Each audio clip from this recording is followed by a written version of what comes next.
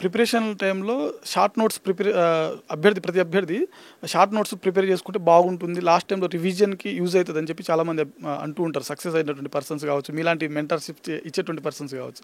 So short notes ఎలా తయారు చేసుకుంటే బాగుంటుంది? సో ఇప్పుడు నోట్స్ ప్రిపరేషన్ అనేది అందరూ చేసుకోవాలనే రూల్ అయితే లేదండి. కొంతమంది స్టూడెంట్స్కి ఎలా అంటే చదివేటప్పుడు రాసుకునే అలవాటు ఉంటుంది, అది కూడా కరెక్టే.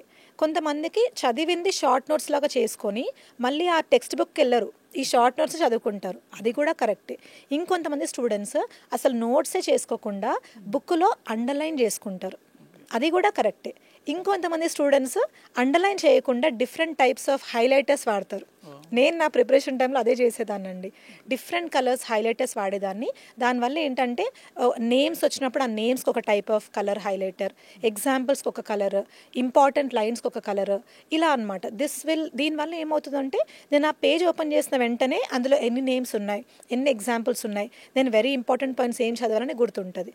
ఇలా మీరు ఎలాంటి టైప్ ఆఫ్ ప్రిపరేషన్లో నోట్స్ చేసుకున్నా చేసుకోకపోయినా ఫైన్, కానీ how many times you revise matters the most. ఇక్కడ ప్రిలిమ్స్కి మరియు మెయిన్స్కి మేడం, మనకు మెయిన్స్ ఎస్పెషల్లీ మనకు మొత్తం రైటింగ్ ప్యాటర్న్లో ఉంటుంది కాబట్టి మెయిన్స్కి నోట్స్ ఏ విధంగా ప్రిపేర్ చేసుకుంటే బాగుంటుంది?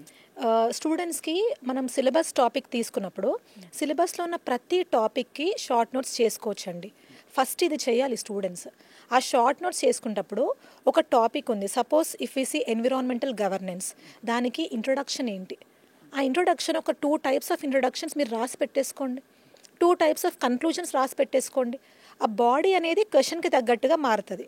ఎలా అంటే సిగ్నిఫికెన్స్ ఆఫ్ ఎన్వైరన్మెంటల్ గవర్నెన్స్ అంటే ఇంపార్టెంట్ పాయింట్స్ రాస్తాం, ఎన్వైరన్మెంటల్ గవర్నెన్స్ వల్ల మనకి వచ్చే ఇంపార్టెన్స్ ఏంటో రాస్తాం. ఛాలెంజెస్ ఆఫ్ ఎన్వైరన్మెంటల్ గవర్నెన్స్ అంటే అది రాస్తాం.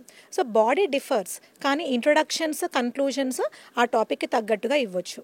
కాబట్టి మీరు ఇందాక అడిగినట్టు ఒక టాపిక్కి నోట్స్ చేసుకోవాలంటే ఫస్ట్ వాట్ ఇట్ ఇస్, దానికి ఏమైనా ఫ్యాక్టర్స్ ఉన్నాయా, దాని ఇంపార్టెన్స్ ఏంటి, అందులో ఇష్యూస్ ఏంటి, గవర్నమెంట్ దానికోసం ఏమైనా చేసిందా, వే ఫార్వర్డ్ ఏంటి, కన్క్లూజన్ ఏంటి, ఇలా ఒక టాపిక్కి ఇవన్నీ షార్ట్ నోట్స్ చేసుకున్నారనుకోండి, they have a readymade answer.